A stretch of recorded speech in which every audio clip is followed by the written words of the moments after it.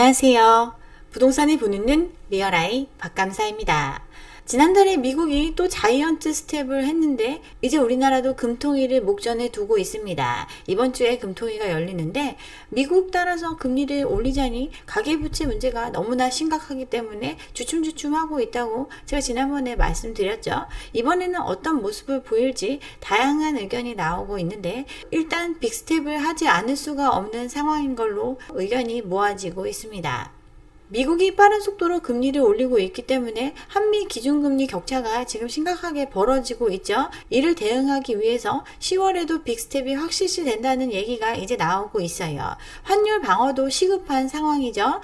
이번에 빅스텝 밟으면 연말 되면 기준금리 3.5% 수준을 보일 거로 예상하고 있습니다.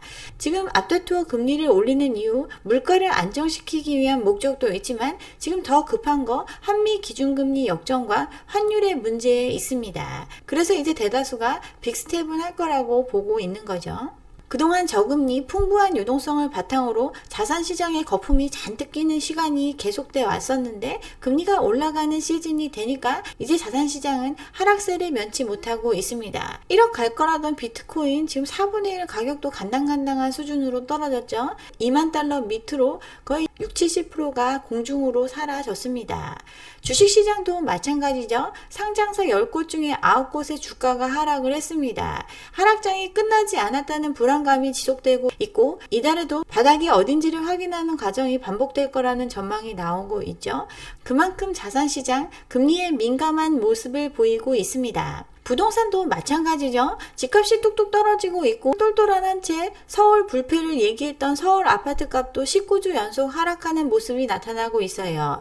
대출을 통해서 그동안 부동산 시장 굉장히 장기간의 호황을 누려왔는데 지금 돈줄이 다 막히게 생겼어요. 집값이 떨어지면 금융권의 부실로 연결될 수 있는 가능성이 매우나 높고 이게 문제될 수 있다고 지금 걱정하고 있습니다.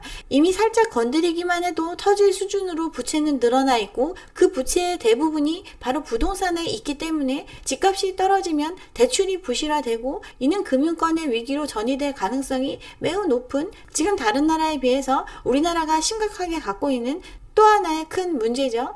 어쨌든 부동산 시장도 이렇게 조정을 겪고 있습니다. 금리를 올리면 자산시장의 붕괴는 가속화될 수밖에 없는데 계속해서 금리가 올라가는 환경이 조성되고 있어요. 근데 이렇게 급격하게 올라갈 걸 예상을 못했기 때문에 너무나 큰 충격으로 다가오고 있습니다.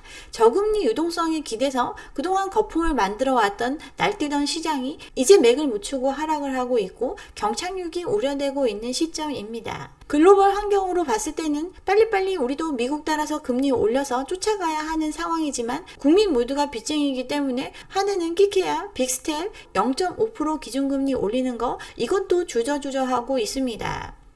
주저하는 사이에 미국은 성큼성큼 금리를 올리고 있죠. 자이언트 스텝을 3차례나 했고 다른 나라들도 이에 발맞춰서 0.75 올리는 나라, 1% 올리는 나라 이렇게 쫓아가고 있는데 우리나라가 그렇게 똑같이 못하니까 환율은 급등하고 있고 수출로 주로 먹고 사는 나라이니까 더 큰 충격으로 다가오고 있어요. 9월은 거의 환율과의 전쟁을 벌인 달이었죠. 9월 돼서 심리적 마진 노선이 깨졌죠. 1,400원이 넘어선 수준에서 환율이 결정되고 있습니다. 이나마도 개입을 해서 유지하고 있는 거죠. 환율을 방어하느라 나라가 갖고 있던 달러 보유액이 200억 달러가 급감을 했습니다. 외환시장 쏠림을 막기 위해서 개입을 했지만 우리 아직 달러 충분히 갖고 있다. 외환위기라고 생각하지 말아라 라고 브리핑할 정도로 지금 사람들 안심시키려고 노력을 하고 있지만 위기감이 점점 고조되고 있어요. 우리나라 외환 보유액 아직 다른 나라에 비해서 많이 가지고 있다. 그렇기 때문에 걱정하지 말라고 이야기를 하고 있지만 그렇게 안심할 상황은 못 됩니다. 미국을 제외한 다른 나라들, 미국의 강력한 긴축 드라이빙에 자국의 화폐가치 보존을 위해서 지금 달러 쏟아내면서 방어하고 있지만 강달러 환경은 계속될 걸로 예상이 되고 있습니다. 우리나라 같은 경우 달러로 물건 사와서 가공해서 파는 수출에 의존하는 나라인데 환율이 이렇게 치솟아 오르면 크게 흔들릴 수 있고 지금 갖고 있는 외환 보유액이 충분하다고 말할 수 없고 단기 유동성 위기에 대처할 능력이 굉장히 떨어지기 때문에 환율 안정은 그 무엇보다 시급한 문제입니다. 외환 보유액 같은 경우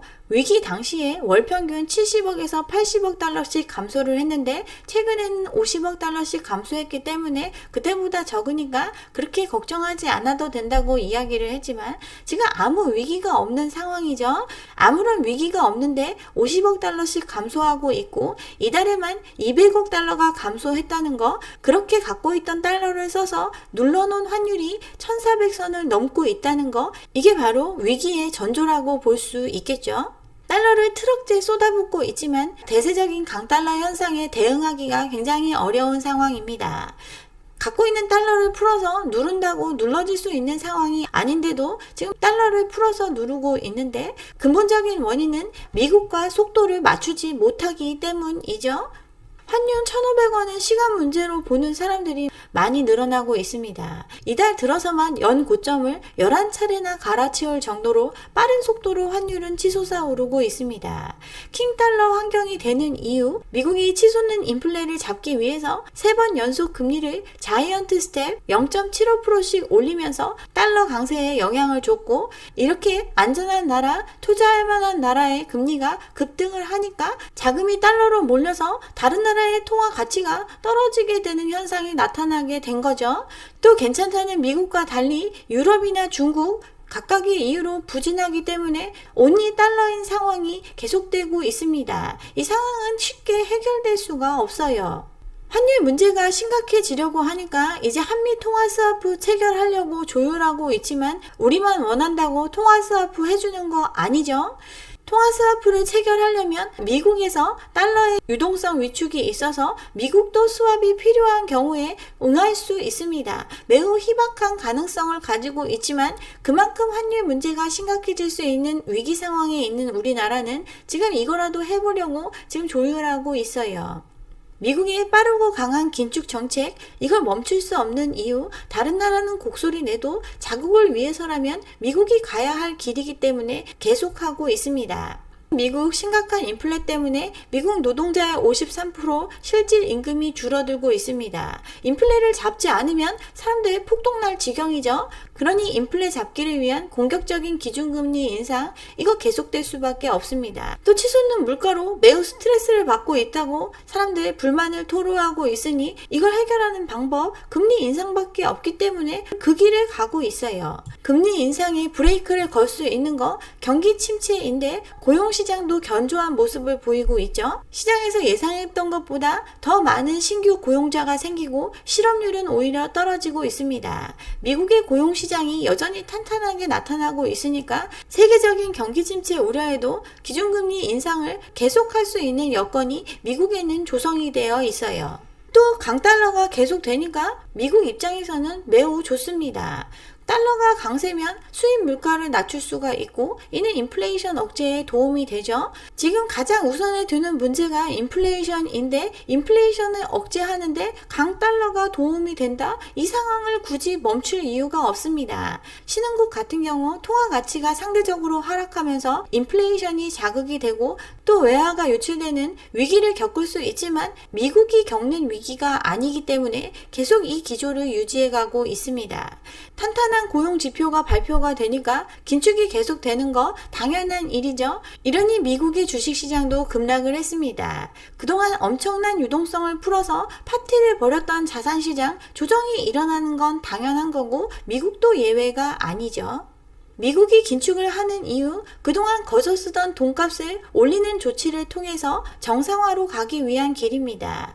인플레가 너무나 극심해졌기 때문에 이를 해결하기 위한 유일한 수단으로 이걸 할 수밖에 없어요. 이 긴축의 속도를 늦출 만한 이유, 경기 침체가 심각해지거나 인플레이션이 잡히거나 이거 아니면 멈출 이유가 없는데 고용시장도 호조를 보이고 있고 인플레도 아직 잡히고 있지 않기 때문에 긴축을 지지하는 요인만 계속 나타나고 있으니 멈출 이유가 없죠.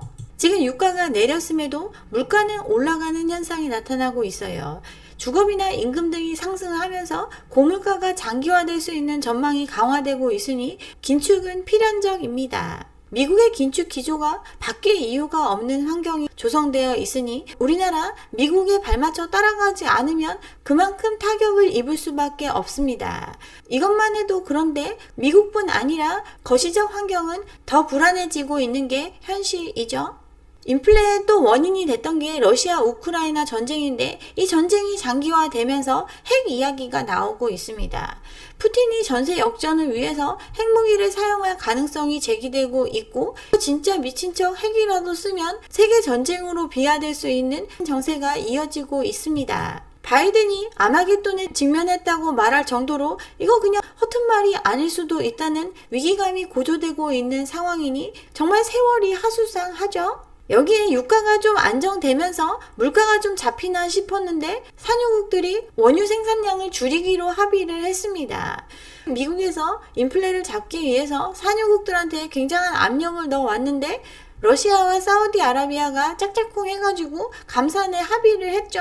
이러니 물가 다시 불안해질 수 있는 환경이 조성되고 있습니다. 석유 때문에 물가가 꺾였는데 감산 변수가 생겼으니 인플레가 장기화될 우려가 있죠. 이번 결정은 조금이나마 잡히는 것 같던 인플레가 재점화되는 그러한 상황을 야기시킬 수 있습니다.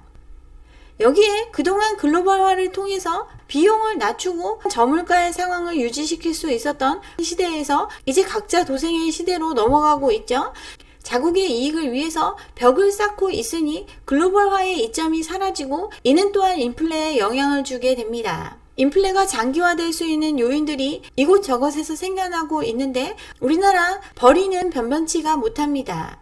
경상수지 30억 달러 적자를 기록을 했죠. 글로벌 인플레이션과 강달러 때문에 원화 가치가 떨어지고 원자재 수입 부담이 급증하면서 8월 경상수지가 적자를 기록을 했어요. 나라 밖에서 벌어온 돈보다 해외에 지출한 돈이 더 많은 상황이 됐다는 뜻이죠. 경상수지 적자가 됐던 거 IMF 금융위기 그리고 이번이 처음입니다. 97년 외환위기, 2008년 금융위기 모두 경상수지 적자와 함께 왔는데 14년 만에 처음 있는 일이에요. 들어오는 달러보다 나가는 달러가 더 많으면 아무리 외환 보유고가 많아도 단기 유동성 위기에 처할 수 있고 이는 경제 위기로 이어질 수 있습니다. 지금 외환 보유액이 4천억 달러에 달하고 이 경상수지 적자가 일시적인 현상에 그칠 걸로 예상되기 때문에 외환위기가 재발할 가능성은 낮다고 이야기하지만 지금같이 하수상한 시절에 예단하기는 어렵죠. 특히나 우리나라 수출의 상당 부분을 차지하는 반도체 경기가 악화되고 있고 중국의 많은 부분을 의존하고 있는 구조에서 마냥 괜찮다고 말하기 어려운 상황입니다. 경상수지 적자 문제를 가볍게 봐서는 안 되는 이유, 우리나라와 같이 경제 규모가 크지 않고 GDP의 상당 부분을 수출 수입에 의존하는 국가에서는 이게 위기로 연결될 수 있기 때문에 매우 심각한 문제이에요. 해외에서 식량, 에너지, 원자재 등을 수입하려면 우리나라 돈이 아니라 달러로 지급을 해야 되는데 달러를 벌기는커녕 오히려 잃고 있다는 뜻이기 때문에 심각한 문제가 될 수 있죠. 장기간 누적되면 외환위기, 글로벌 금융위기 때처럼 이 문제를 겪을 수가 있습니다. 치솟는 환율과 더불어서 경상수지 적자 문제가 불거지고 있는 게 지금 우리의 현실입니다. 위기가 안 온다 하더라도 지금 매우 심각한 외부 환경에 처해 있어요. 마냥 안심할 수 없는 상황이고 위기를 맞지 않으려면 강달러 환경에서 살아남을 수 있도록 미국의 빠른 긴축에 상응하는 조치가 필요합니다.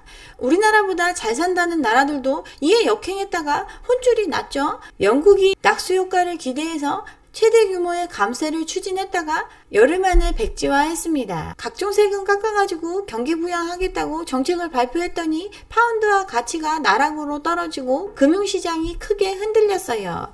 장기 국채를 사들이겠다고까지 했지만 불안을 잠재울 수가 없었죠. 돈 풀어서 부양하는 거 인플레를 심화시키고 또 재정을 악화시키는 일인데 이걸 하겠다고 했더니 영국의 국채는 급등을 했고 금융 발작을 보였어요. 이거 잘못했다가 한 달 만에 정권 교체 얘기까지 나왔죠. 결국 해가 지지 않는 나라 영국도 그들의 결정을 철회할 수밖에 없었어요. 긴축에 역행하는 조치를 했다가 신용이 떨어지고 화폐 가치가 급락하는 모습을 불과 일주일도 안 돼서 겪었습니다. 준기축 통화급인데도 이렇게 절절매는 상황이 됐어요. 이만큼 환율 문제에 민감하게 반응하는 게 작금의 현실입니다. 지금 우리나라 국채 10년물 4.2, 5년물 4.2, 3% 넘어가는 것도 이례적인데 6개월도 안 돼서 4%대를 훨씬 넘어서고 있습니다. 지금 이게 우리가 처해 있는 현실인데 빅스텝만으로 이 위기를 잘 넘길 수 있을까요? 연준은 이미 예고했죠. 다음번에도 0.5 내지 0.75의 인상을 예상하고 있고 4.6%까지 기준금리를 끌어올린 후에 이걸 장기간 유지하겠다는 플랜을 발표를 했습니다. 지금 우리나라 미국이 돈값을 올리는 만큼 따라서 올리지 못하고 있기 때문에 환율은 요동치고 있죠. 외환뚝을 금리로 높여야지 언발의 오줌 누기 식으로 갖고 있는 달러를 팔아서 유지하는 거 얼마나 버텨낼 수 있을까요?